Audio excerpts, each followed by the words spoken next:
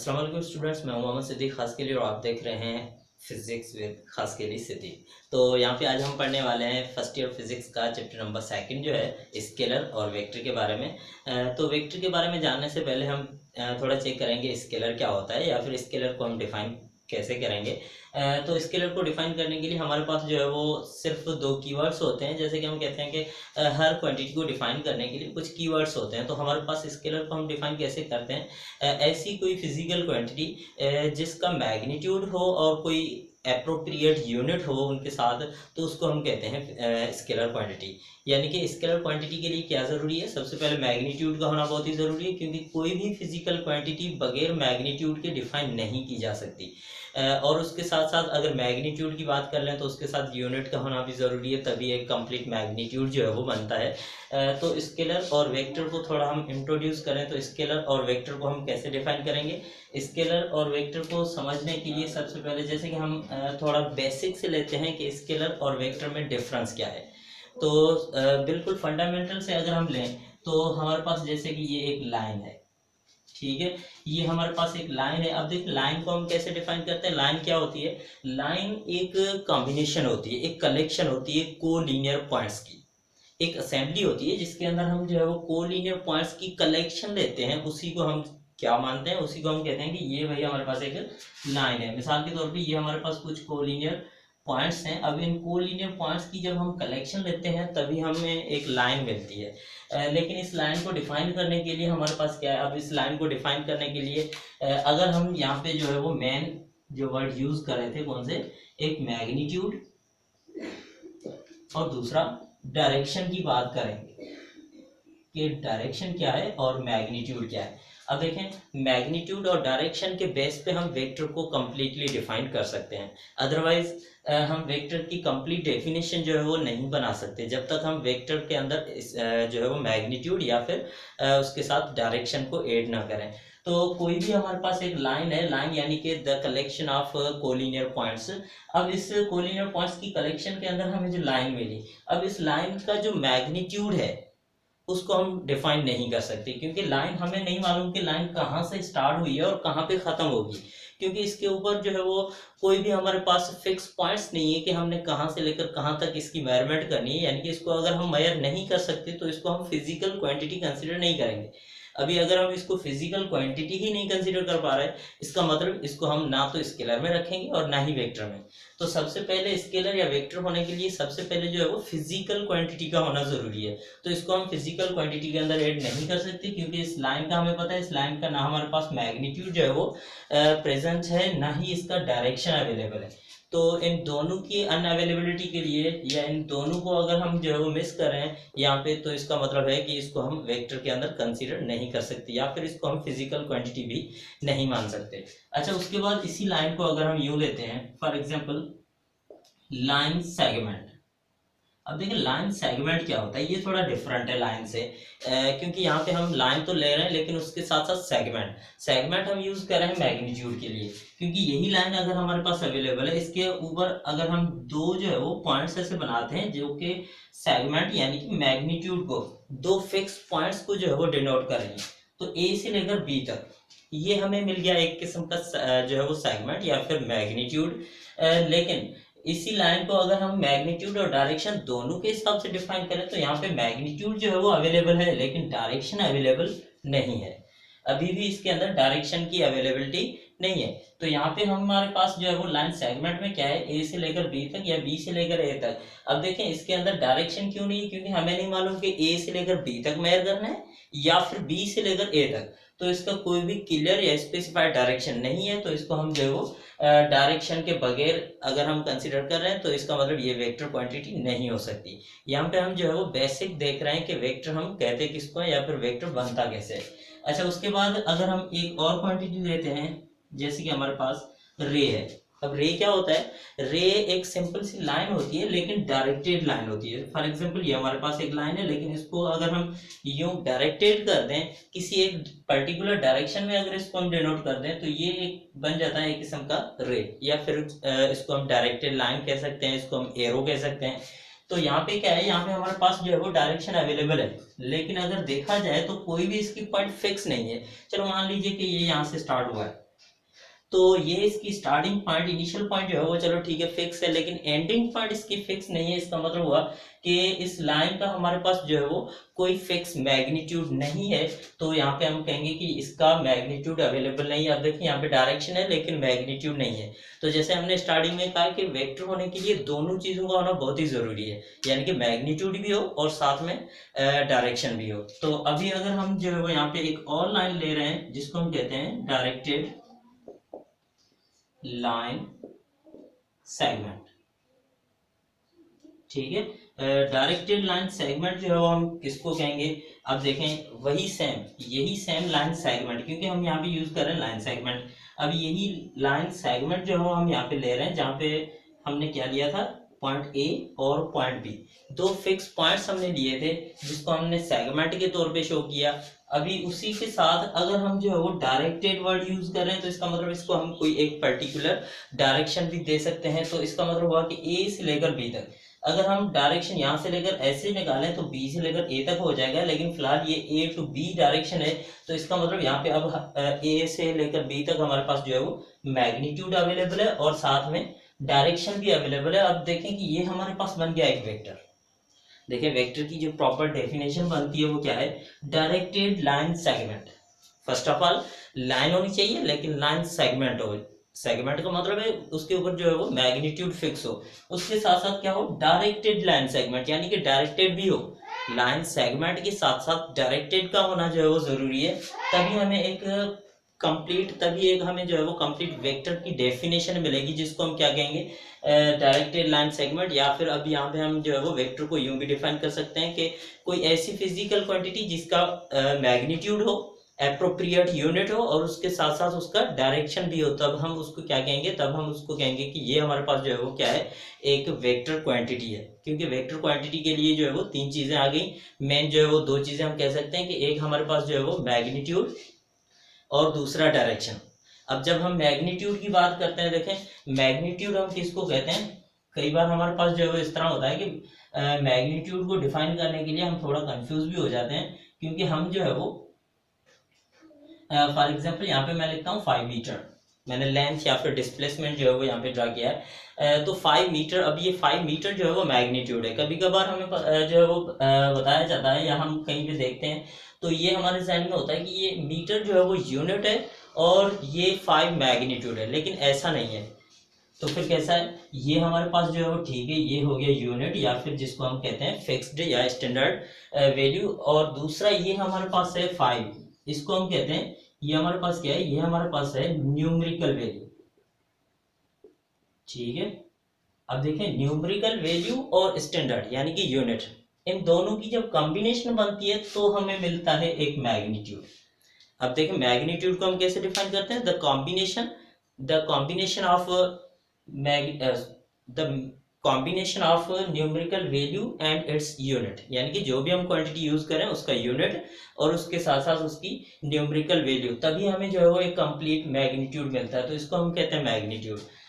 तो एक वेक्टर की डेफिनेशन जो बनती है, एक और भी पॉइंट है जैसे कि अभी हमने बात की कि वेक्टर के लिए जो है वो डायरेक्शन और मैग्नीट्यूड का होना जरूरी है। लेकिन कई बार जो है वो हमें कुछ ऐसी भी क्वांटिटीज मिलती है, जैसे कि आप मान लें कि एक हमारे पास फिजिकल क्वांटिटी है करंट, इलेक्ट्रिक करंट जो हम यूज करते हैं वायर्स के अंदर, जिसको हम आई से शो करते हैं। अब ये करंट जो है वो इसका मैग्नीट्यूड भी होता है और साथ में डायरेक्शन भी होता है, लेकिन फिर भी ये वेक्टर क्वांटिटी नहीं है, याद रखें।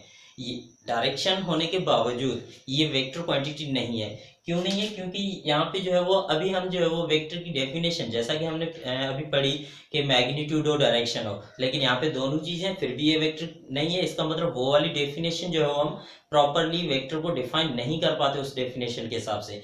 तो अभी हमने एक और नई न्यू डेफिनेशन बनानी होगी जिसके हिसाब से ये करंट जो है वो वेक्टर की कैटेगरी में ना है, क्योंकि ये वेक्टर क्वांटिटी नहीं है। तो वहां पे हमारे पास जो है वो क्या है? देखिए वेक्टर की डेफिनेशन के लिए एक तो मैग्नीट्यूड का होना जरूरी है जैसे कि हमने अभी डिस्कस किया, उसके साथ साथ दूसरा क्या है? डायरेक्शन, ठीक है। डायरेक्शन के बाद अगर देखें तो एक और चीज है जिसको हम कहते हैं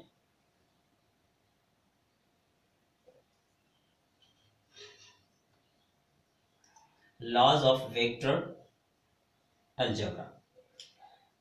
कोई भी क्वांटिटी जिसका मैग्नीट्यूड हो डायरेक्शन भी हो, लेकिन अभी हम उसको जो है वो वेक्टर नहीं कह सकते। वेक्टर कहने के लिए इस चीज का होना बहुत जरूरी है, यानी कि वो क्वांटिटी जो है वो वेक्टर अलजेब्रा के लॉज को भी ओबे करे, तभी हम उसको वेक्टर क्वांटिटी कह सकते हैं। जैसे करंट है, अब देखें करंट, जैसे कि इसके वायर के अंदर करंट फ्लो हो रहा है। अब ये वायर के अंदर करंट जब फ्लो हो रहा है तो उसका कोई एक डायरेक्शन होता है, यानी कि अभी देखिए ये रैंडम डायरेक्शन हमें दिख रहा है, लेकिन डायरेक्शन, करंट के डायरेक्शन को हम कैसे पढ़ते हैं, वो या फॉरवर्ड होता है, बैकवर्ड होता है, या फिर क्लॉकवाइज होता है। जैसे कि सर्किट के अंदर करंट घूमता है तो क्लॉकवाइज होता है, या फिर एंटी क्लॉकवाइज होता है। तो ये एक किस्म का जो है वो डायरेक्शन बन जाता है। लेकिन यहाँ पे हम जो है वो डायरेक्शन की बात कर रहे हैं अगर, तो ये डायरेक्शन जो है वो वेक्टर अलजेब्रा के जो लॉज हैं उनको ओबे नहीं करता, क्योंकि यहाँ पे वेक्टर अलजेब्रा की जैसे कि एडिशन या मल्टीप्लिकेशन या सब्ट्रैक्शन के जो लॉज हैं या और भी कोई लॉज हैं, तो उन लॉज को अगर कोई क्वांटिटी ओबे नहीं करती तो उसको हम जो है वो वेक्टर के अंदर कंसीडर नहीं कर सकते। तो ये हमारे पास एक एग्जांपल है जिसकी वजह से हमने वेक्टर की डेफिनेशन को जो है वो थोड़ा चेंज करके बनाया है। अभी अगर डेफिनेशन हमने बतानी है तो हम क्या बताएंगे, तो हम बताएंगे कि कोई ऐसी फिजिकल क्वांटिटी जिसका मैग्नीट्यूड हो डायरेक्शन। अब देखिए मैग्नीट्यूड होता है, इसका मतलब उसका यूनिट जो है वो एप्रोप्रिएट होना चाहिए, क्योंकि जैसे हमने यहाँ पे बात की कि मैग्नीट्यूड यानी कि न्यूमेरिकल वैल्यू और यूनिट जो है उनकी कॉम्बिनेशन को हम मैग्नीट्यूड कहते हैं। तो कोई भी क्वांटिटी जिसका मैग्नीट्यूड हो डायरेक्शन हो, लेकिन वो वेक्टर अलजेब्रा के लॉज को भी साथ में ओबे करे, तो हम उसको क्या कहेंगे, तो उसको हम कहेंगे वेक्टर क्वांटिटी। तो ये एक इंट्रोडक्शन हो गया वेक्टर का। उसके बाद हमारे पास टाइप्स ऑफ वेक्टर भी हैं, उनको भी हम डिफाइन करेंगे। अब वेक्टर की कितने टाइप्स हैं, वैसे तो कई सारे टाइप हैं, लेकिन यहाँ पे जो इंपॉर्टेंट टाइप्स हैं या जो कि टाइप हमारे इस सिलेबस के अंदर, बुक के अंदर यूज होते हैं, हम उन टाइप्स की बात करने वाले हैं। तो सबसे पहले अगर हम देख लें यानी कि टाइप्स ऑफ वेक्टर के अंदर, तो पहला हमारे पास है फॉर एग्जांपल इक्वल वेक्टर से हम स्टार्ट करते हैं। तो इक्वल वेक्टर हम किसको कहते हैं, लेकिन टाइप्स के साथ साथ मैं थोड़ा एक और जो है वो चीज़ बताता चलूँ कि वेक्टर को हम रिप्रेजेंट कैसे करते हैं। ये हमारे पास कोई भी लाइन है जिसके साथ हम जो है वो एरो हेड या कैप जो है वो लगा देते हैं।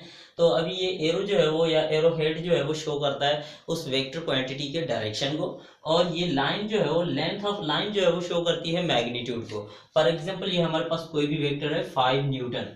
अब ये न्यूटन यानी कि ये लेंथ जो है वो मैग्नीट्यूड को शो करेगी। उसके साथ जो ये एरो हमने यूज किया है ये डायरेक्शन को शो करा है कि उस 5 न्यूटन की फोर्स का डायरेक्शन जो है वो किस तरफ है।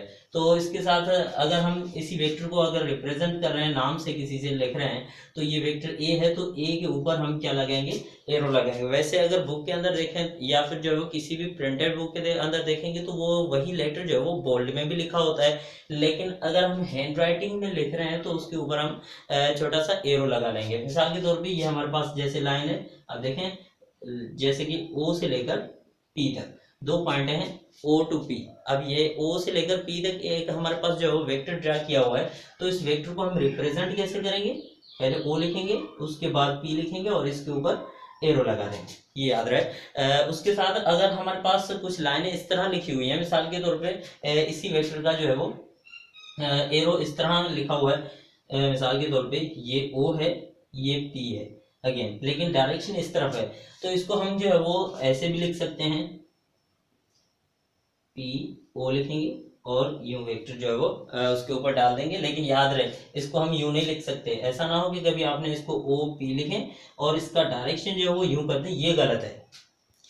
किसी भी वेक्टर को हम इस तरह डायरेक्शन को जो है वो रिवर्स डायरेक्शन में यानी कि लेफ्ट साइड पे जो है उसका डायरेक्शन नहीं निकाल सकते। डायरेक्शन हमेशा उसका हम राइट पे लिखेंगे, क्योंकि ये एक रूल है वेक्टर को रिप्रेजेंट करने का। तो ये गलत तरीका है, इसको हम यू लिख सकते हैं। जैसे कि मिसाल के तौर पे इसी वेक्टर को हम जो है वो ए बी का अगर नाम देते हैं तो ये ए बी लिख के इसके ऊपर हम एरो लगा देंगे। अगर इसका डायरेक्शन जो है वो रिवर्स है तो हम क्या करेंगे, डायरेक्शन रिवर्स है तो हम इसको बी ए लिख के फिर से एरो सेम डायरेक्शन में निकालेंगे।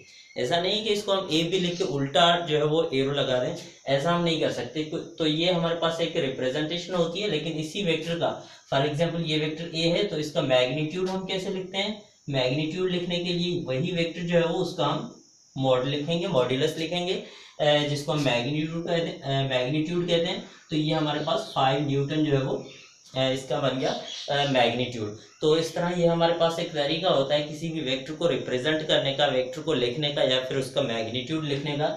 लेकिन ये याद रहे कि इसी वेक्टर को आप जो है वो उल्टे डायरेक्शन में नहीं लिख सकते। ये आपका वेक्टर है, इसको आप लिख सकते हैं, लेकिन ये जो आप यूं लिखा हुआ है इसका ये वाला जो एरो है ये सिर्फ राइट साइड पे ही डायरेक्टेड होगा, कभी इसको हम लेफ्ट साइड पे डायरेक्टेड नहीं रख सकते। तो अभी हम जो है वो टाइप्स पे अगर आते हैं तो हमारे पास पहले इक्वल वेक्टर। इक्वल वेक्टर हम किसको कहते हैं? अभी इक्वल की सिंबल हम अगर या फिर इक्वल की सिंबल यूज कर रहे हैं तो हमारे पास जो है वो जैसे वेक्टर को डिफाइन करने के लिए दो मेन चीजें हमने डिस्कस की, मैग्नीट्यूड और डायरेक्शन।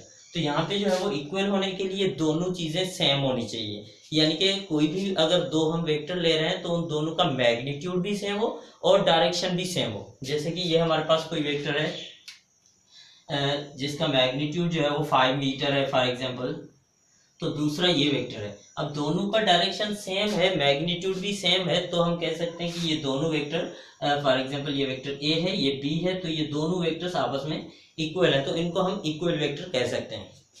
लेकिन अगर हम इनका डायरेक्शन रिवर्स कर दें या फिर जो है वो इनके बीच थोड़ी एंगल जो है वो निकाल दें, या फिर इनको हम यूं भी कह सकते हैं, यहाँ इक्वल वेक्टर्स के अंदर जो एंगल होती है वो हमेशा कितनी होती है?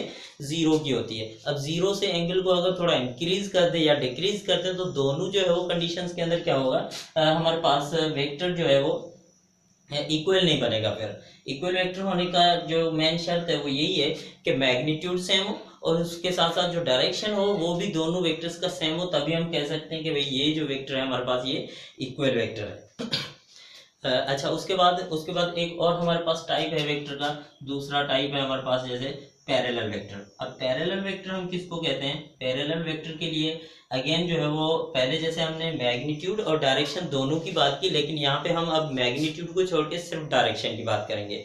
पैरेलल वेक्टर के लिए जो है वो डायरेक्शन का सेम होना जरूरी है। जस्ट सिर्फ एक ही चीज जो है वो आपने ध्यान में रखनी है, कौन सी?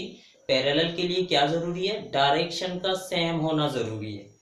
जैसे यहाँ पे जो है वो डायरेक्शन और मैग्नीट्यूड दोनों की हमने बात की, लेकिन यहाँ पे जो है वो मैग्नीट्यूड में भी change but direction remain same. तो जैसे ये वेक्टर है एक और दूसरा ये वेक्टर है, अब ये दोनों भी आपस में पैरेलल हैं लेकिन उसके साथ साथ इक्वल है, लेकिन ये इक्वल नहीं है, ये सिर्फ और सिर्फ क्या है? पैरेलल है। अब इन दोनों का डायरेक्शन सेम है, यानी कि दोनों के बीच जो है वो एंगल कितने की है? एंगल 0 डिग्री है, लेकिन मैग्नीट्यूड जितना भी हो, अब ये याद रहे यहाँ पे ये मैग्नीट्यूड के ऊपर डिपेंडेंट नहीं है, ये सिर्फ और सिर्फ डायरेक्शन के ऊपर डिपेंडेंट है। इसलिए हम कह सकते हैं कि यहाँ पे हमारे पास जो है वो मैग्नीट्यूड कितना भी हो लेकिन डायरेक्शन जो है वो सेम है, तो इसको हम क्या कहेंगे कि ये दोनों वेक्टर्स आपस में क्या है? पैरेलल है। अभी अगर एक और टाइप जो है वो हमारे पास थर्ड टाइप की अगर बात करें, एंटी पैरेलल। अब देखें एंटी पैरेलल वेक्टर जो है वो क्या है? अभी इसी सेम पैरेलल वेक्टर को अगर हम थोड़ा अपोजिट ले लें, जो कि मिसाल के तौर पे ये वाला वेक्टर जो है ये यहाँ पे ले लें, अब ये दोनों वेक्टर्स जो है वो आपस में क्या हो गए? अब ये दोनों हो गए एंटी पैरेलल। तो एंटी पैरेलल के लिए जो एंगल बन गई वो कितने की बन गई? 180 की, क्योंकि दोनों एक दूसरे के अपोजिट वेक्टर हैं, तो दोनों के दरमियान जो एंगल बनेगी वो क्या होगी? अपोजिट, यानी कि 180 की एंगल होगी। अब ये भी जो है वो मैग्नीट्यूड के ऊपर डिपेंडेंट नहीं है, यहाँ पे सिर्फ हम बात कर रहे हैं डायरेक्शन की, तो डायरेक्शन दोनों का जो है वो एक दूसरे के अपोजिट है, इसका मतलब ये दोनों जो है वो वेक्टर्स क्या है? Anti parallel to each other. उसके बाद एक और हमारे पास जो है वो टाइप वेक्टर का जिसको हम क्या कहते हैं? चौथा टाइप है, जिसको हम सपोज परपेंडिकुलर वेक्टर कंसीडर कर लें। तो परपेंडिकुलर वेक्टर जो है वो क्या होता है? अभी सेम जो है यहाँ पे जैसे हमने एंगल की बात की 0 की, 180 की, लेकिन यहाँ पे हम 90 की एंगल की बात कर रहे हैं। एंगल जो है वो कितनी होनी चाहिए? 90 डिग्री, यानी कि 90 की एंगल जो प्रॉपर एंगल होगी तभी हम जो है वो वेक्टर्स को पैरेलल सॉरी परपेंडिकुलर कह सकते हैं। जैसे कि एक वेक्टर ये है, दूसरा अगर ये वेक्टर है, तो ये दोनों आपस में क्या है? परपेंडिकुलर, क्योंकि यहाँ पे एंगल जो है अप्रोक्सीमेट हमें कितनी मिल रही है? 90 डिग्री की। तो 90 डिग्री की एंगल है अगर किसी वेक्टर की दूसरे वेक्टर के साथ, तो हम कहेंगे आसानी से कह सकते हैं कि ये दोनों वेक्टर्स जो है वो आपस में क्या है? परपेंडिकुलर। तो ये एक और टाइप हो गया हमारे पास परपेंडिकुलर वेक्टर का।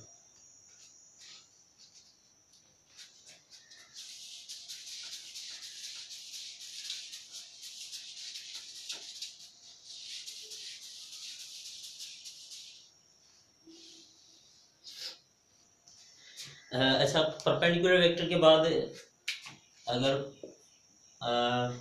5 नंबर टाइप पे अगर आए तो एक और हमारे पास टाइप है जिसको हम कहते हैं कोलिनियर।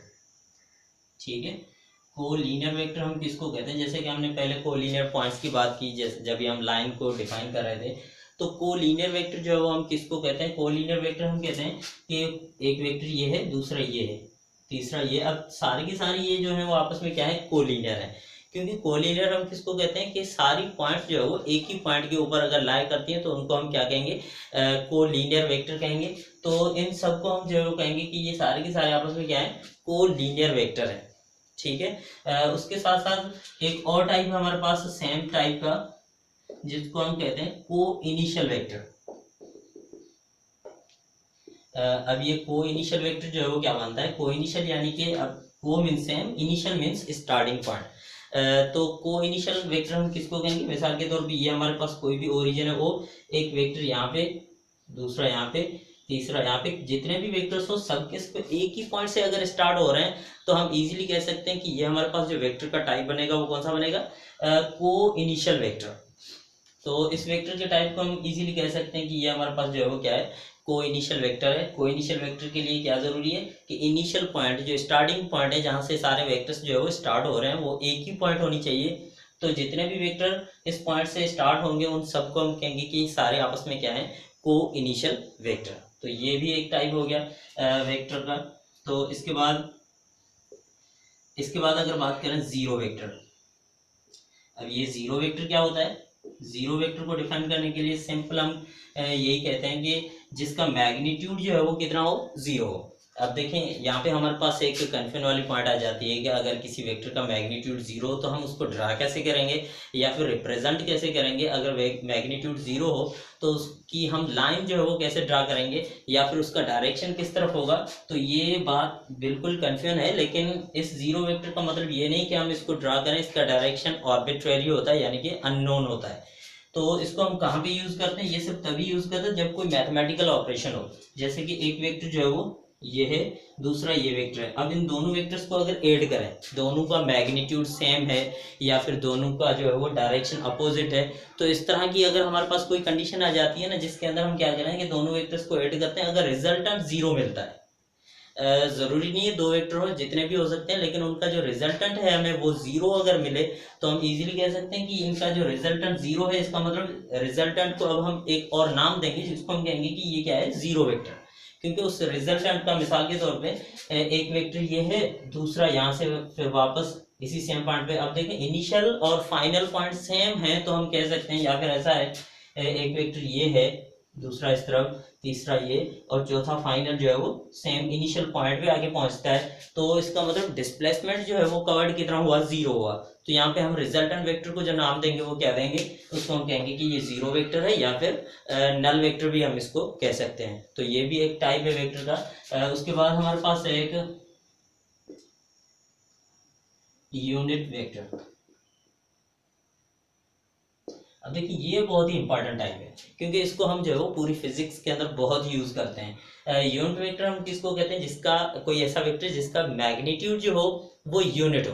अब यूनिट मैग्नीट्यूड कैसे होता है, मिसाल के तौर पे, या फिर जिसका मैग्नीट्यूड 1 यूनिट हो उसको हम कहते हैं यूनिट वेक्टर। लेकिन यूनिट वेक्टर जो है वो उसको हम यूं डिफाइन करेंगे तो और भी ज्यादा आसान होगा और क्लियर होगा कि कोई भी वेक्टर, मिसाल के तौर पे ये हमारे पास कोई भी एक वेक्टर है, जैसे कि ये हमने ड्रा किया हुआ है जिसका मैग्नीट्यूड है 5 मीटर।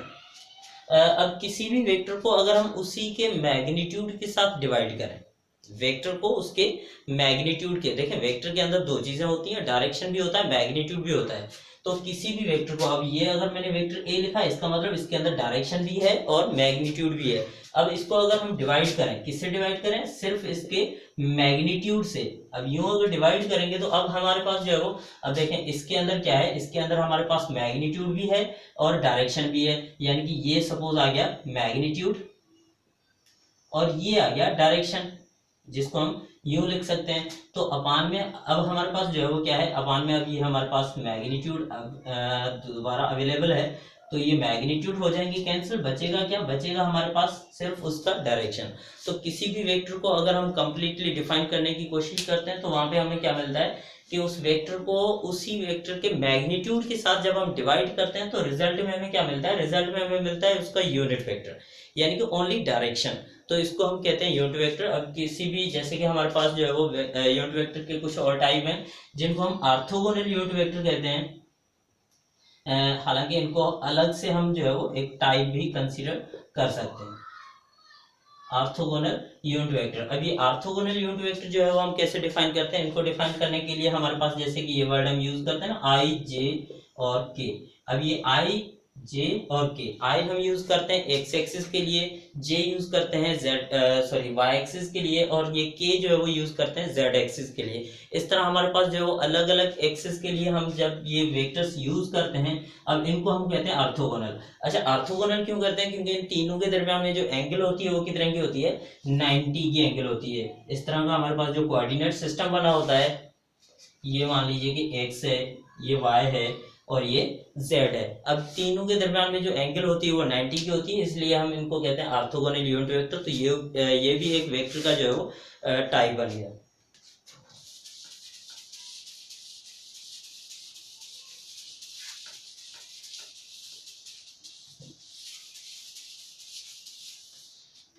अभी ये वेक्टर के टाइप जो है वो इतना जल्दी खत्म होने वाले हैं नहीं, कुछ और भी हमारे पास वेक्टर के टाइप हैं। जैसे कि अभी हम बात करते हैं फ्री वेक्टर की। अब फ्री वेक्टर हम किसको कहते हैं, फ्री वेक्टर हम कहते हैं कि कोई भी वेक्टर जो कि फ्री हो।